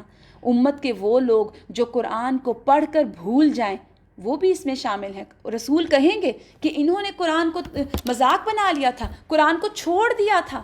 قرآن کو چھوڑنا یہی ہے نا کہ آپ پڑھیں اور بھول جائیں، اور لوگوں کو کا بتایا ہوا طریقہ زندگی اختیار کر لینا۔ پھر کچھ مفسرین کہتے ہیں کہ اس کا مطلب یہ بھی ہے کہ موسیقی اور لہو و لعب کی محفل اور اس کی زندگی گزارنا اور قرآن کو اہمیت نہ دینا۔ آج آپ دیکھیے یہی بات ہے نا، کانسرٹس ہوں، مہندی کے فنکشنز ہوں، کوئی اور آپ دیکھ لیجیے، کوئی ڈراماز ہوں، کوئی موویز ہوں، سینما گھروں کو دیکھ لیجیے۔ اب تو خیر کرونا آ گیا، اللہ سبحانہ تعالیٰ نے ویسے ہی ایسی پکڑ کر لی بندوں کی، تو اگر یہ پکڑ نہیں تھی جب تو کیا حال تھا؟ یہ سب جگہیں بھری ہوئی تھی، اور خالی کیا تھے؟ مدارس۔ اور خالی کیا ہیں؟ اللہ سبحانہ تعالیٰ کے قرآن کی محفلیں۔ ایک ایک سٹوڈنٹ ہمیں اپنی کلاس میں لانے کے لیے اتنی محنت کرنی پڑتی ہے کہ کسی طرح یہ قرآن پڑھ لیں، قرآن کی طرف آ جائیں، اور جواب کیا ہوتا ہے؟ ہمارے پاس ٹائم ہی نہیں ہے، وقت ہی نہیں ہے۔ تو یہاں پر میری قوم کے لوگوں نے، یہ نبی کہے گا کہ اس قرآن کو چھوڑ دیا تھا۔ یہ قرآن کی آیت ہے، میں کچھ نہیں کہہ رہی۔ پھر اس کے بعد اہمیت نہ دینا، قرآن کے علاوہ کوئی اور راستہ اختیار. آپ سوچیں نا، جب ہم کسی چیز کو چھوڑ دیتے ہیں تو اس سچویشن کو ذہن میں لائیے. کسی کو چھوڑتے ہیں تو پھر کیا ہوتا ہے؟ کیا ہم اس کے تو مڑ کے دیکھتے ہیں؟ کیا ہم اس کو اٹھاتے ہیں؟ بس چھوڑ دیا، لیو اٹ. تو یہ جو لیو کرنا ہے اس میں کیا کیا چیزیں آتی ہیں؟ اس کے احکامات پر عمل نہ کرنا، اس کے ڈوز اینڈ ڈونٹس کو نہ نبھانا، اس پہ غور نہ کرنا، کسی اور چیز کو زیادہ امپورٹنس دینا، اس کو کم امپورٹنٹ رکھنا. تو قرآن جو ہے وہ ایسی کتاب نہیں ہے کہ جو انسان چھوڑ دے، کیونکہ یہ قرآن ہی بخشش کا باعث بنے گا انشاءاللہ قیامت کے دن. جتنا ہم اس کے ساتھ جڑیں گے، جتنا ہم اس کے ساتھ وقت گزاریں گے، اتنا ہمارا فائدہ ہے. کیونکہ دیکھیے کیا موت کے بعد ہمارے بچے خود اپنے ہاتھوں سے ہماری قبروں میں ڈال کے آ جائیں گے. وہ ہمارے ساتھ نہیں جائیں گے، وہاں پر قرآن آئے گا، وہ ہمارے ساتھ بیٹھے گا، وہ ہمارے ساتھ وقت گزارے گا. اگر ہم دنیا میں اس کے ساتھ وقت گزارتے ہیں، یاد رکھیے قرآن کریم کی بڑی فضیلت ہے. اور کیوں فضیلت ہے؟ یہ اللہ کا کلام ہے. اللہ نے بہت سی آیات خود اتاری ہیں جس میں اللہ نے ذکر فرمایا ھذا کتاب انزلناہ مبارک، یہ ہم نے کتاب اتاری، بڑی بابرکت ہے. بخاری شریف میں حضرت عثمان رضی اللہ تعالیٰ عنہ کی حدیث ہے کہ رسول اللہ صلی اللہ علیہ وآلہ وسلم نے فرمایا کہ تم میں بہترین آدمی وہ ہے جو قرآن سیکھے اور سکھائے. رسول اللہ صلی اللہ علیہ وسلم کی سٹیمپ ہے اس آدمی کے بیسٹ ہونے پر جو قرآن کو سیکھتا اور سکھاتا ہے. اور ہم کہتے ہیں یہ مولوی ہیں، ان کا تو کام ہی ایسا ہے. یہ مولویزم جو ہے یہ ہمارے دین میں نہیں ہے. یاد رکھیے ہم سب جو ہیں وہ خود ایک دین کے داعی ہونا چاہیے. ہم سب جو ہیں، ہم سب کو خود دین پر دین پر عمل کرنے والا، قرآن سمجھنے والا ہونا چاہیے. کیونکہ یہ قرآن جو ہے یہ صرف یہ کتاب نہیں ہے جو اموات پر ہم لوگوں کی میتوں کے سامنے بیٹھ کے کھول لیں یا ہم شادیوں پہ دلہنوں کے سر پہ رکھتے ہیں. یہ قرآن تو لائف سٹائل ہے. یہ لائف سٹائل ہے، یہ وہ مینول ہے. جیسے آپ کبھی کوئی موبائل خریدتے ہیں، آپ کوئی واشنگ مشین خریدتے ہیں، اس کے ساتھ جو بکلیٹ آتی ہے نا، جو بتاتی ہے کہ ایسے کریں گے تو یہ مشین اچھی طرح چلے گی، اور یہ مت کیجیے گا آپ کو مشین سے نقصان پہنچ سکتا ہے. تو یہ مینول ہے. انسان بھی ایک مشین ہے نا، یہ اللہ نے اس کا مینول بتایا کہ یہ کرو گے تو آخرت میں اچھا انجام ہے، اگر یہ نہیں کرو گے تو پھر برا حالت ہو سکتی ہے. حضرت انس رضی اللہ تعالیٰ عنہ نے کہا رسول اللہ صلی اللہ علیہ وآلہ وسلم نے فرمایا کچھ بندے اللہ کے اہل و عیال ہیں. اللہ اکبر، کس قدر خوبصورت حدیث ہے. میں جب اس کو پڑھتی ہوں یہ بہت ہی زیادہ مجھے انسپائر کرتی ہے کہ کچھ بندے اللہ کے اہل ہیں. اللہ کے عیال میں سے کہا گیا تو پوچھا گیا اے اللہ کے رسول وہ کون ہیں؟ تو فرمایا قرآن والے ہی اللہ کا اہل و عیال ہیں اور اس کے خاص بندے ہیں. قرآن والے، حامل قرآن. ایک اور حدیث میں آتا ہے رسول اللہ صلی اللہ علیہ وآلہ وسلم نے فرمایا اللہ اس دل کو عذاب نہیں دے گا جس نے قرآن کو یاد رکھا. ابن عمر رضی اللہ تعالیٰ عنہ کہتے ہیں رسول اللہ صلی اللہ علیہ وآلہ وسلم نے فرمایا قرآن والے سے کہا جائے گا پڑھتا جا، چڑھتا جا، اسے ترتیل کے ساتھ پڑھ، جس طرح تو دنیا میں پڑھتا تھا تیری منزل وہاں ہے جہاں تجھے آخری آیت کی قرات پہنچا دے. آپ یہ دیکھیے ہم سب بچپن سے یہ جانتے ہیں نا کہ جب ہماری موت ہو جائے گی اس کے بعد ہمیں کوئی عمل فائدہ نہیں دے گا، اور واقعی ایسا ہے. قیامت کے دن کوئی عمل فائدہ نہیں دے گا، لیکن قاری قرآن، حافظ قرآن، جس کے دل میں قرآن ہوگا نا، اس کو قیامت کے دن اس کا قرآن وہاں بھی فائدہ دے گا. قرآن کا پڑھنا قیامت کے دن بھی درجات کو بڑھائے گا. پھر حضرت بریدہ رسول اللہ صلی اللہ علیہ وآلہ وسلم سے روایت کرتے ہیں، آپ نے فرمایا قیامت کے دن قرآن اپنے ساتھی کو ملے گا جب کہ وہ قبر سے کمزور اور زرد حالت میں نکلے گا. تو پوچھا جائے گا، قرآن پوچھے گا کیا تو مجھے پہچانتا ہے؟ وہ کہے گا میں تجھے نہیں پہچانتا. وہ کہے گا میں تیرا ساتھی قرآن ہوں، میں نے تجھے گرمی میں پیاسا رکھا، تجھے رات کو جگایا، اور تاجر اپنی تجارت کے پیچھے تھے، اور میں آج تیرے لیے تجارت میں سب سے اچھا ہوں. پھر اس کے دائیں ہاتھ میں اختیار دے دیا جائے گا، بائیں ہاتھ میں ہمیشہ رہنا، اور اس کے سر پر وقار کا تاج رکھا جائے گا، یعنی قرآن پڑھنے والے کے سر پر. اور اس کے ماں باپ کو 2 حلے یعنی 2 جوڑے پہنائے جائیں گے، اور ایسے حلے ہوں گے کہ ساری دنیا ان کی قیمت ادا نہیں کر سکتی. وہ ماں باپ کہیں گے یہ ہمیں کیوں پہنائے گئے؟ کہا جائے گا تمہارے بیٹے نے قرآن یاد کیا تھا.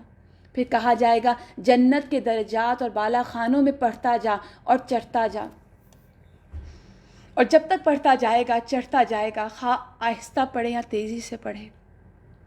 آپ دیکھیے قرآن ہمیں، ہماری اولادوں کو قیامت کے دن حشر کے دن بچانے آئے گا۔ آج ہمارے پاس ہر چیز کے لیے وقت ہے، نہ اپنے لیے قرآن پڑھنے کا وقت ہے، نہ اپنی اولادوں کو سکھانے اور یاد کروانے کا وقت ہے۔ اسکول کے ایگزامز، اسکول کی پڑھائیوں کے لیے ہم اپنے بچوں کے لیے نہ دن دیکھتے ہیں، نہ راتیں دیکھتے ہیں، نہ ان کی صبح دیکھتے ہیں، نہ ان کی، کیونکہ اس میں ہمیں ان کا فیوچر نظر آ رہا ہوتا ہے نا۔ کہاں گیا یہ قرآن؟ ہم نے اپنی زندگیوں سے اس کو کیسے لپیٹ دیا؟ ابن مسعود کہتے ہیں، یہ بڑی خوبصورت بات انہوں نے کی کہ قرآن والے کو چاہیے، اب ہم سب اپنے آپ کو اس پہ چیک کریں، قرآن والے کو چاہیے کہ وہ اپنی رات کو پہچانے جب سب سوئے ہوتے ہوں، یعنی قرآن والا جو ہے حامل قرآن، وہ اپنی راتوں سے پہچانا جاتا ہے۔ اس کی راتیں عام انسان جیسی نہیں ہوتی، اس کی راتیں قرآن سے آباد ہوتی ہیں۔ وہ اپنے آپ کو دن میں جب لوگ کھانا کھائیں اور اپنے غم سے پہچانے جب لوگ خوش ہوں، یعنی جب لوگ خوش ہیں، لوگ پبلک میں ہیں تو وہ اپنے دل میں اس کو دیکھے، لوگ کھانا کھائیں اس وقت وہ اپنے آپ کو پہچانے، اپنے رونے کو جب کہ لوگ ہنسیں، اپنی خاموشی کو جب کہ لوگ باتیں کریں، اپنے خشوع کو جب کہ لوگ تکبر کر رہے ہوں۔ یعنی حامل قرآن کا معاملہ ایک عام انسان جیسا ہو ہی نہیں سکتا، وہ لوگ ہی مختلف ہو جاتے ہیں۔ یعنی حامل قرآن جو ہے دراصل وہ اسلام کا علم بردار ہے نا۔ رسول اللہ صلی اللہ علیہ وآلہ وسلم نے فرمایا قرآن سفارش کرے گا، میری آپ کی بھی سفارش ہو سکتی ہے اگر ہم اس کو صحیح معنوں میں اپنی زندگی میں شامل کریں، اس کی سفارش مانی جائے گی، یعنی اپنے حق میں پڑھنے والوں کے لیے بحث کرے گا، اس کی تصدیق کی جائے گی۔ جس نے اس کو اپنے سامنے رکھا یہ اس کی جنت کی طرف رہنمائی کرے گا۔ اپنے سامنے رکھنے سے مراد کیا ہے؟ اس کو اپنے لیے گائیڈنس بنایا، اس سے روشنی لی اپنی زندگی کی، تو وہ اسے جنت کی طرف لے جائے گا۔ اور جس نے اس کو اپنی پیٹھ کے پیچھے پھینک دیا، اس کو اگنور کر دیا، تو وہ اسے ہانک کر جہنم کی طرف لے جائے گا، یعنی جس نے اس کو چھوڑ دیا۔ رسول اللہ صلی اللہ علیہ وآلہ وسلم نے فرمایا یقیناً اللہ تعالیٰ اس کتاب یعنی قرآن پاک کے ذریعے سے کتنے لوگوں کو بلند کرتا ہے اور اس کے ذریعے کتنے لوگوں کو پست کر دیتا ہے۔ امام ابن القیم الجوزی قرآن کو چھوڑنے کی 3 قسمیں بتاتے ہیں۔ اس کے بارے میں کہتے ہیں کہ قرآن کو ترک کرنے کی، چھوڑ دینے کی 3 قسمیں ہیں۔ ایک یہ کہ اس پر ایمان نہ لانا، اس کو نہ سننا، یہ پہلا ایک درجہ ہے۔ پھر دوسرا اس پر عمل نہ کرنا، عمل یعنی اس کے حلال اور حرام کو نہ دیکھنا، ان کو فالو نہ کرنا۔ پھر وہ قرآن پڑھنے بھی اور اس پر ایمان بھی نہ لائے، یعنی پڑھے بھی نہ اور ایمان بھی نہ لائے۔ اور 3 کہ اس کو حاکم نہ بنانا، یعنی اس کے ذریعے فیصلے نہ کرنا، اس پر غور و فکر نہ کرنا، اس کے ذریعے علاج نہ کرنا اپنی روحانی بیماریوں کا، اپنی جسمانی بیماریوں کا۔ یہ ہے قرآن کو چھوڑنا۔ اور رسول قیامت کے دن کہیں گے اے میرے رب، میری قوم نے قرآن کو چھوڑ دیا تھا۔ یاد رکھیں یہاں تورات کو چھوڑنے کی بات نہیں ہے، یہاں انجیل کو چھوڑنے کی بات نہیں ہے، یہاں قرآن کو چھوڑنے کی بات ہے۔ اور قرآن کس پر نازل ہوا؟ ہم پر۔ اللہ نہ کرے اگر آج ہم غفلت کی زندگی گزاریں گے تو کل ہم بھی تو اس میں شامل ہو سکتے ہیں کہ ہمارے خلاف بھی یہ بات کی جائے۔ وَكَذَلِكَ جَعَلْنَا لِكُلِّ نَبِيٍّ عَدُوًّا مِّنَ الْمُجْرِمِينَ، اے نبی ہم نے تو اس طرح مجرموں کو ہر نبی کا دشمن بنایا، اور تمہارے لیے تمہارے رب ہی کی رہنمائی اور کافی ہے۔ منکرین کہتے ہیں اس شخص پر سارا قرآن ایک ہی وقت میں کیوں نہ اتار دیا گیا؟ جی ایک اور بہت بڑا سوال جو یہ کرتے تھے کہ قرآن ایک ہی گو میں کیوں نہیں اترا؟ یہ کیا بات ہے؟ جب کوئی بات ہوتی ہے تو یہ آ کے کہتے ہیں کہ اچھا میرے اوپر قرآن نازل ہو گیا۔ ہاں ایسا اس لیے تاکہ اس کو ہم اچھی طرح تمہارے ذہن نشین کراتے رہیں۔ یاد رکھیے کہ یہاں پہ یہ پہلا مقصد تاکہ قرآن کا حفظ آسان ہو جائے، اس لیے قرآن تھوڑا تھوڑا کر کے نازل کیا گیا۔ پھر اللہ کہتے ہیں ہم اس کو ایک خاص ترتیب کے ساتھ الگ الگ اجزاء کی شکل دی، اور یہ اس میں مصلحت ہے کہ جب کبھی وہ تمہارے سامنے کوئی نرالی بات یا عجیب بات سوال لے کر آئیں، اس کا ٹھیک جواب ہم نے بر وقت تمہیں دے دیا۔ یعنی یہ مطلب تھا قرآن کو تھوڑا تھوڑا نازل کرنے کا، یہ مقصد تھا کہ پہلی بات یہ کہ حفظ میں آسانی ہو، دوسری بات یہ کہ جب کوئی مشکل آتی، مصیبت آتی، آپ صلی اللہ علیہ وسلم غمگین ہوتے، دیر اینڈ دین وہیں پر قرآن نازل ہوتا، آپ کے دل کو نرم کر دیا جاتا، آپ کے دل کو سکون دے دیا جاتا، اور آپ کو بہترین سوالوں کے جواب، جو یہ سوال کرتے ان کے بہترین جواب عطا کر دیے جاتے، بہترین طریقے سے بات کھول کر بیان کر دی گئی۔ پھر فرمایا اور جو لوگ اوندھے منہ جہنم کی طرف دھکیلے جانے والے ہیں ان کی راہ حد درجہ غلط. پھر اللہ سبحانہ تعالیٰ آگے موسیٰ علیہ السلام کا واقعہ ذکر کرتے ہیں, پچھلی اقوام کے واقعے ذکر کرتے ہیں کہ انہوں نے نہیں جب مانا تو ان کے بعد ان کی حالت کیا ہوئی. جب یہ نہیں مانے, وہ نہیں مانے, تو یہ اہل مکہ ان کا حال نہیں دیکھتے, مگر یہ ایک موت کے بعد دوسری زندگی کی توقع نہیں رکھتے. یعنی اہل مکہ یہ لوگ جب تمہیں دیکھتے ہیں تو تمہارا مذاق بنا لیتے ہیں. اللہ اکبر. رسول کا مذاق, آپ سب سے معزز رحمت للعالمین ہمارے پیارے نبی, اور پھر مذاق کیا کرتے, کیا یہ شخص ہے جسے خدا نے رسول بنا کر بھیجا؟ اس نے تو ہمیں گمراہ کر کے اپنے معبودوں سے دور کر دیا ہوتا اگر ہم ان کی عقیدت پر جم نہ گئے ہوتے. یعنی اگر ہم نے اپنے آپ کو پکا نہ کیا ہوتا تو یہ رسول تو ہمیں اڑا کے لے گیا ہوتا. اچھا وہ وقت دور نہیں ہے جب یہ عذاب دیکھ کر انہیں خود معلوم ہو جائے گا کہ کون گمراہی میں دور نکل گیا. پھر فرمایا, کیا تم نے ارأیت من اتخذ الہہ ہواہ, کیا تم نے ایسے شخص کے حال پر غور کیا جس نے اپنی خواہش نفس کو اپنا الہ بنا لیا ہو؟ اب اس بات کو ذرا آپ بھی غور سے سنیے. اللہ کہہ رہے ہیں کیا غور کیا ایسے شخص پر جس نے اپنی مرضی, اپنی ڈیزائر, اپنی خواہش کو اپنا رب بنا لیا؟ یعنی اپنی ڈیزائرز اس کے لیے اللہ کے حکم سے اوپر ہو گئی, اپنی خواہشات اس کے لیے اللہ کے حکم سے اوپر ہو گئی. حدیث میں آتا ہے اس آسمان کے نیچے اللہ کے سوا جتنے معبود پوجے جا رہے ہیں ان میں اللہ کے نزدیک بدترین معبود وہ خواہش نفس ہے جس کی پیروی کی جائے. کیا آج ہم اپنی خواہش کے مطابق زندگی نہیں گزارنا چاہتے؟ کیا آج ہم خواہش نفس کی پیروی نہیں کر رہے؟ کیا آج ہم اپنی اللہ سبحانہ تعالیٰ کی ذات کو, اس کے احکامات کو بھلا کر اپنی مرضی, اپنا لائف سٹائل نہیں چاہتے؟ پھر وہی بات لائف سٹائل کی, ہم اس پہ کمپرومائز نہیں کر رہے. رسول اللہ صلی اللہ علیہ وآلہ وسلم نے فرمایا دوزخ نفسانی خواہشات سے ڈھک دی گئی ہے. نیچے دوزخ ہے, اوپر ڈیزائرز ہیں, ہماری خواہشات جن کو پورا کرنے کے لیے نہ ہم حلال دیکھتے ہیں نہ ہم حرام دیکھتے ہیں. اور جنت ناپسندیدہ چیزوں سے ڈھک دی گئی. نیچے جنت ہے لیکن اوپر وہ ساری چیزیں ہیں جو ہمیں کرنا مشکل لگتی ہیں. چوائس ہمارے پاس ہے. رسول اللہ صلی اللہ علیہ وآلہ وسلم نے فرمایا کتنے ہی لوگ ایسے ہیں جو اپنی خواہش نفس کو پورا کرنے میں لگ جاتے ہیں, ان کے لیے قیامت کے دن جہنم کے سوا کچھ نہیں ہوگا. یعنی اللہ یاد نہیں ہے, قرآن پڑھنے کا وقت نہیں ہے. کیوں؟ کیونکہ میں اپنے موبائل پہ ہوں, میں اپنے انسٹا پہ ہوں, میرا واٹس ایپ, اور ہمیں پتہ بھی نہیں ہوتا کہ ہم اتنا زیادہ فوکس اس کے اوپر کیوں کر رہے ہیں. آج آپ دیکھیے یہ جو ہمارا لاک ڈاؤن کا ٹائم ہے یہ کس میں گزر رہا ہے؟ موویز دیکھنے میں, واٹس ایپ پہ, سوشل میڈیا پہ. قرآن کہاں ہے؟ یہ تو رمضان آ گیا, الحمدللہ رمضان میں الحمدللہ ثم الحمدللہ بہت سے لوگ بہت زیادہ قرآن پڑھتے ہیں, لیکن اگر یہ رمضان کو سے تھوڑا سا پیچھے آپ چلے جائیں تو لاک ڈاؤن میں لوگوں کی حالت کیا تھی. تو خواہش نفس کیا ہے کہ انسان کو نہ اپنی نمازوں کا ہوش ہو, نہ انسان کو قرآن پڑھنے کا ہوش ہو, نہ انسان کو اپنی حفاظت کی دعاؤں کا ہوش ہو, نہ انسان کو اپنی اولاد کی تربیت کا ہوش ہو, اور انسان کو کس بات کا ہوش ہو, میرا جو دل کر رہا ہے بس میں وہ کروں, اپنی مرضی کا لائف سٹائل. حدیث میں آتا ہے کتنے ہی لوگ ایسے ہیں جو اپنی خواہش نفس کو پورا کرنے میں لگ جاتے ہیں, ان کے لیے قیامت کے دن جہنم کے سوا کچھ نہیں ہوگا. رسول اللہ صلی اللہ علیہ وآلہ وسلم نے فرمایا مجھے اپنی امت کے بارے میں 3 چیزوں کا ڈر ہے, بخیلی, خواہش نفس جس کی پیروی کی جائے, اور گمراہ امام.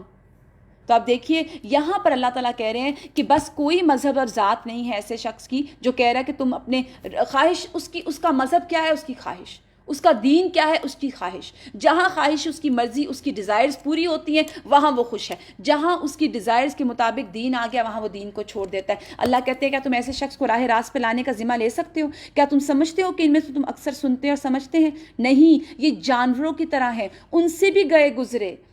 تم نے دیکھا نہیں کہ تمہارا رب کس طرح سایہ پھیلا دیتا ہے, اگر وہ چاہتا تو اسے دائمی سایہ بنا دیتا. پھر تم سورج کو اس پر دلیل اس کو بنایا, پھر جیسے ہی سورج اٹھتا ہے اس کے سائے کو رفتہ رفتہ ہم اپنی طرف سمیٹ لیتے ہیں. وہ اللہ ہے جس نے تمہارے لیے لباس اور نیند کو سکون اور موت اور دن کو جی اٹھنے کا وقت, نیند کو سکون موت اور دن کو جی اٹھنے کا وقت بنایا. یعنی وہ اللہ ہے جس نے رات بنائی, دن بنایا, اور رات کو تم سوتے ہو, صبح تم جی اٹھتے ہو. اب یہاں تمام اللہ سبحانہ تعالیٰ کی آگے نعمتیں بتائی جائیں گی. کیا کہ اللہ نے آسمان سے پانی نازل کیا, پھر مردہ زمین زندہ ہو گئی, پھر اس نے مخلوق میں سے جانوروں کو سیراب کیا, پھر کیسے کیسے کرشمے اللہ ہمیں بتا رہے ہیں. پھر اللہ فرماتے ہیں اگر ہم چاہتے تو ایک ایک بستی میں ایک ایک خبردار کرنے والا اٹھاتے, یعنی ہر بستی کا اپنا ایک رسول آ جاتا. بس اے نبی کافروں کی بات نہ مانو اور اس قرآن کو لے کر کیا کرو، وجاہدہم بہ جہادا کبیرا، اس قرآن کو لے کر بہترین ایفرٹ کرو، اس قرآن کی تعلیم پھیلانے میں، پیغام پہنچانے کے لیے سخت محنت اور کوشش کرو، اس میں کوئی کمی نہ کر رکھو۔ اب تمہارے پاس اب اس دور میں تو یہ چیزیں نہیں تھیں، تو ہم کیا کر سکتے ہیں؟ دیکھیے یہ قرآن سننا، اس کو سنوانا، اس کو پہنچانا بھی جہاد ہے۔ آپ کے پاس آج پرنٹ میڈیا ہے، الیکٹرانک میڈیا ہے، بکس ہیں، جو آپ کے اختیار میں ہے اس طریقے سے جہاد کیجئے۔ اس قرآن کو پہنچانا، اس کے حکم کو پہنچانا، اس کی باتوں کو دوسروں تک پہنچانا جہاد ہے، کوشش ہے، اللہ کو راضی کرنے والا ہے۔ ایک شخص اگر آپ کسی ایک کو بھی یہ لنک دے دیتے ہیں نا کہ اس لنک کو جوائن کر لو، اور وہ آپ کے ساتھ اس لیکچر میں شریک ہو جاتا ہے اور وہ یہاں سے ایک بات سیکھ لیتا ہے، تو وہ جب تک اس نیکی پر عمل کرتا رہے گا آپ کو اس کا ثواب ملتا رہے گا۔ جیسے وہ کہا گیا تھا نا کہ 100 سرخ اونٹوں سے بہتر ہے اگر کوئی ایک ہمارے ذریعے سے ہدایت پا جائے، کوئی ایک ان کو سن لے، کوئی ایک اس کے ساتھ اپنی اصلاح کر لے۔ پھر اللہ سبحانہ تعالیٰ آگے پھر کچھ اپنی قدرت کی نشانیاں بتاتے ہیں۔ هو الذی مرج البحرین ھذا عذب فرات وھذا ملح اجاج وجعلنا بینہما برزخا وحجرا محجورا۔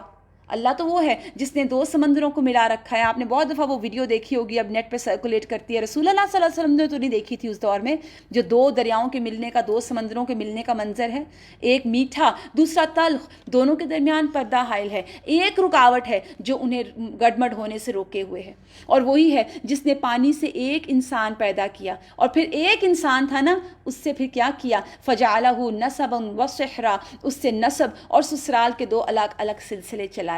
یعنی ایک انسان ہوتا ہے، پھر اس کی شادی ہوتی ہے، اس کے بچے ہوتے ہیں، بچوں کی شادیاں ہوتی ہیں، اور وہ 2 کپل وہ ایک کپل جو زندگی شروع کرتا ہے وہ سپریڈ کرتے کرتے ماشاءاللہ کہاں تک آ جاتا ہے۔ یہ اللہ کی قدرت کی نشانیاں ہیں۔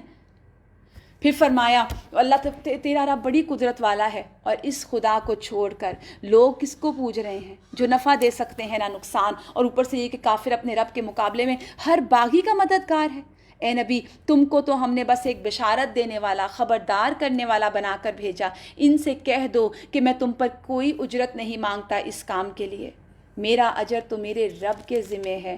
وَتَوَكَّلْ عَلَى الْحَيِّ الَّذِي لَا يَمُوتُ، اور توکل کیجئے اس ذات پر جس کو کبھی موت نہیں آنی، وَسَبِّحْ بِحَمْدِهِ، اور تعریف کیجئے اس کی، وَكَفَى بِذُنُوبِ عِبَادِهِ خَبِيرًا، اور رب کا کسی گناہ، ہمارے گناہ سے رب کا واقف ہونا کافی ہے۔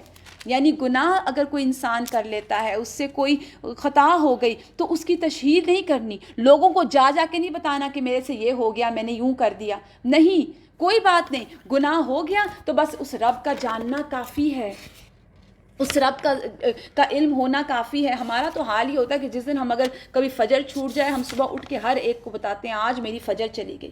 بھئی آپ نہ بتائیں، اللہ نے پردہ ڈال دیا آپ کی فجر کے جانے پر، آپ کے اس کمزوری پر، تو آپ اس کو نہ تشہیر کریں، یا ہم کوئی اور ایسا گناہ سوچ لیں جو ہم جب تک لوگوں سے شیئر نہ کر لیں، کیونکہ ہم لوگوں سے سرٹیفکیٹ مانگتے ہیں نا، کہ وہ ہمیں سرٹیفکیٹ دیں کہ ہم ٹھیک ہیں یا ہم غلط ہیں۔ پھر اس کے بعد اب اللہ سبحانہ تعالیٰ کا پھر کچھ تعارف، الذی خلق السماوات والارض، اللہ وہ ہے جس نے آسمان و زمین کو پیدا کیا، وما بینہما، جو اس کے درمیان ہے، 7 دنوں میں، پھر وہ عرش پر مستوی ہوا۔ رحمان، اس کے بارے میں تو خبر والوں سے پوچھو، جاننے والوں سے پوچھو۔ وَإِذَا قِيلَ لَهُمْ اسْجُدُوا لِلرَّحْمَنِ قَالُوا وَمَا الرَّحْمَنُ، جب ان اہل مکہ سے کہا جاتا ہے کہ رحمان کو سجدہ کرو، وہ کہتے ہیں رحمان کون ہے، کیونکہ رحمان کے نام سے واقف نہیں تھے۔ انسجد لما تأمرون وزادهم نفورا، آیت سجدہ ہے۔ تبارک الذی جعل فی السماء بروجا، اللہ تو وہ ذات ہے جس نے آسمان میں بڑے بڑے برج بنائے، یعنی ستارے اور سیارے، اور ایک اور چراغ اور چمکتا ہوا چاند روشن کیا، فیہا سراجا وقمرا منیرا، اور وہ کون ہے، وَهُوَ الَّذِي جَعَلَ اللَّيْلَ وَالنَّهَارَ خِلْفَةً لِمَنْ أَرَادَ أَنْ يَذَّكَّرَ أَوْ أَرَادَ شُكُورًا، جس نے رات اور دن بنایا، اور صبح شام بنائے، رات اور دن کو ایک دوسرے کا جانشین بنایا، اور یہ ہر اس شخص کے لیے ہے جو سبق لینا چاہے یا جو شکر گزار ہونا چاہے۔ اب یہ تو رحمان تھا، رحمان نے اپنا تعارف کروایا، اب رحمان آپ کو یہاں پر بہت ہی خوبصورتی سے اپنے بندوں کا تعارف کروائیں گے۔ اللہ سبحانہ تعالیٰ یہاں ہمیں یہ بتائیں گے کہ وہ تو رحمان ہے، اس کے بندے کون ہوتے ہیں، وعباد الرحمن، اور اللہ کے بندے، ان کی پہلی کوالٹی آپ دیکھیے قرآن کی تربیت، پہلی کوالٹی وہ کہہ رہے ہیں الذین یمشون علی الارض ہونا، وہ زمین پر ہونن چلتے ہیں، موومنٹ ان کی کیسی ہے، نرم چال چلتے ہیں، عاجزی والی، وقار والی، تکبر سے خالی. آپ دیکھیے ہونن باوقار انداز اور نرمی اور شائستگی کے لیے آتا ہے. چال میں ہم نے کیا کیا نہیں کرنا، ہمیں کیسے نہیں چلنا.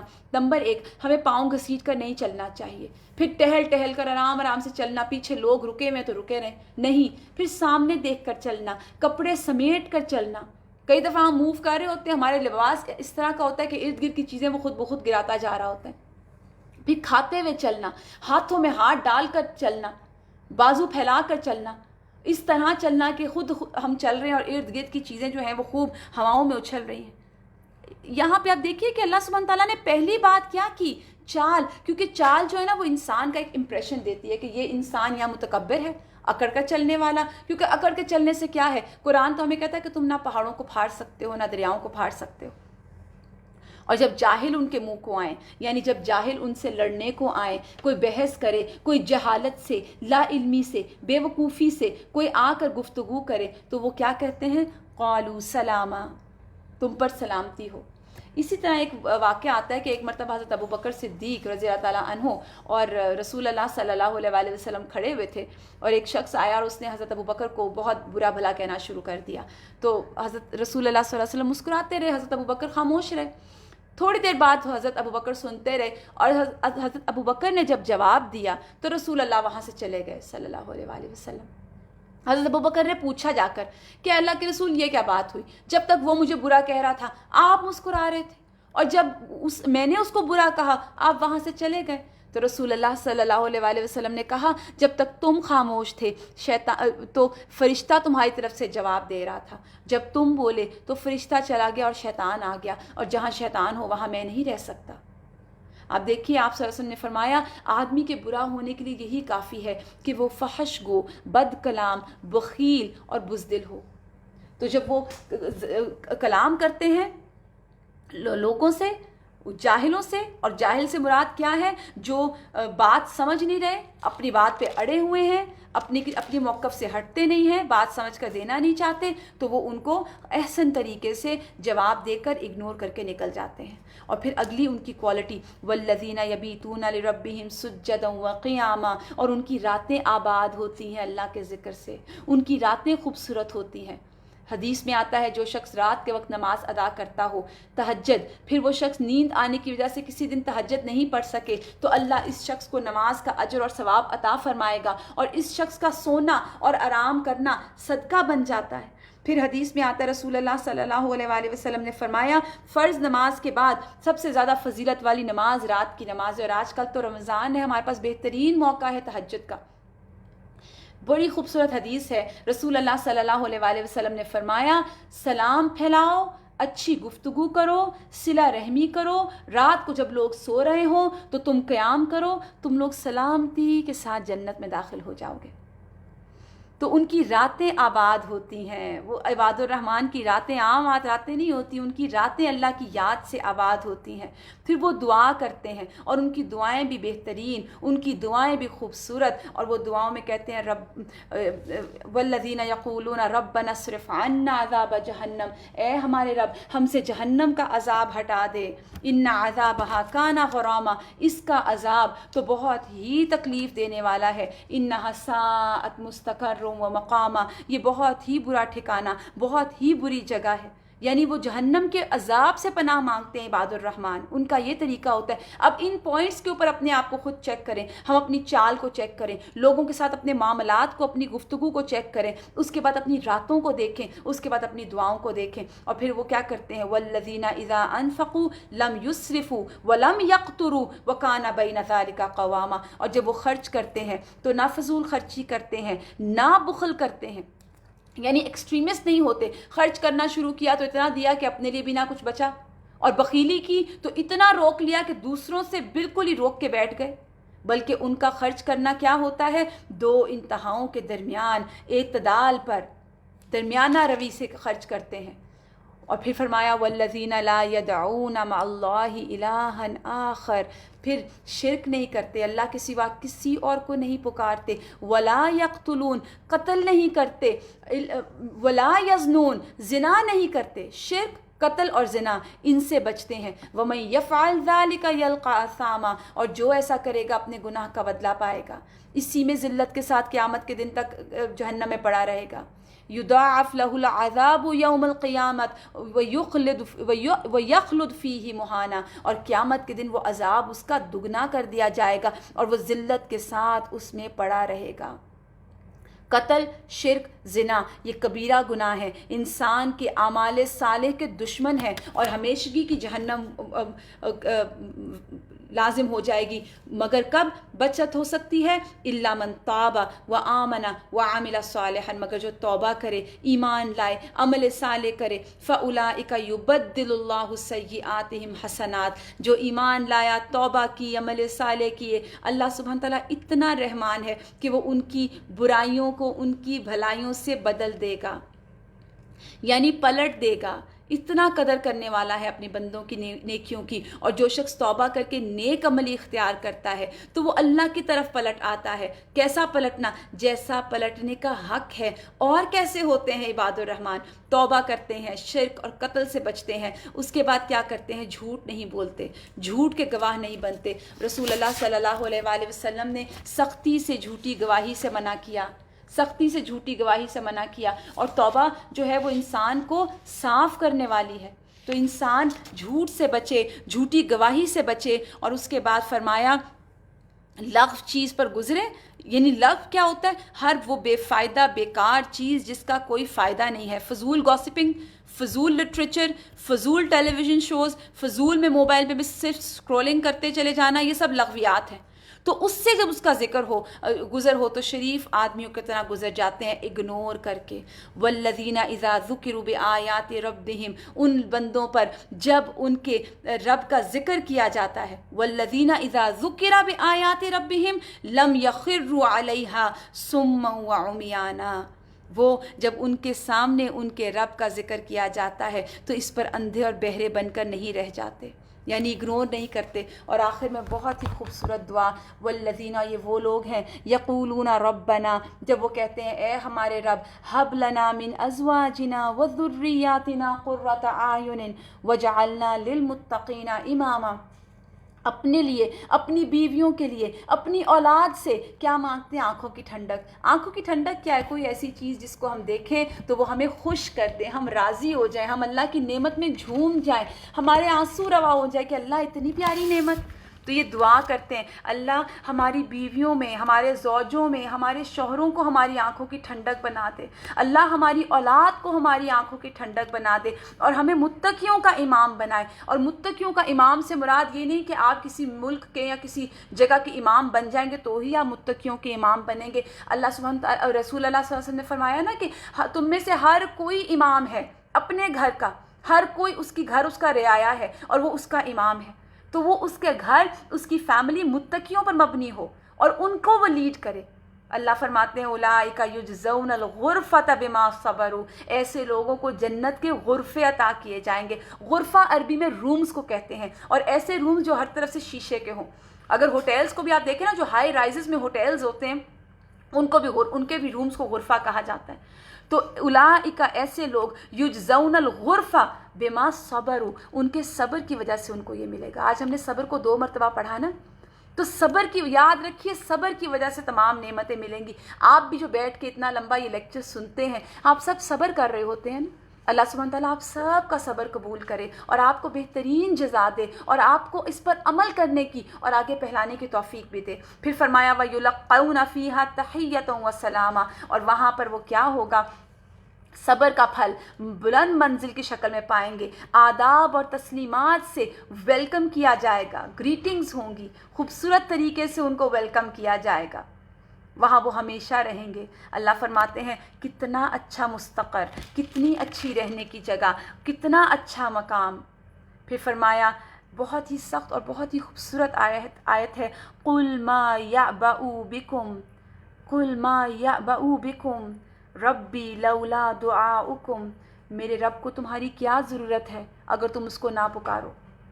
کیا مراد ہے؟ یعنی اگر تم اللہ سے دعائیں نہ مانگو، تم اس کی عبادت نہ کرو، تم اس کے دین کو نہ سنو، تم قرآن کو نہ سمجھو، تم اس کی حاجات میں اس کی مدد نہ مانگو، تم اس کو کوئی وزن نہ دو نعوذ باللہ، تو تمہارا کیا وزن ہوگا اللہ کی نگاہ میں؟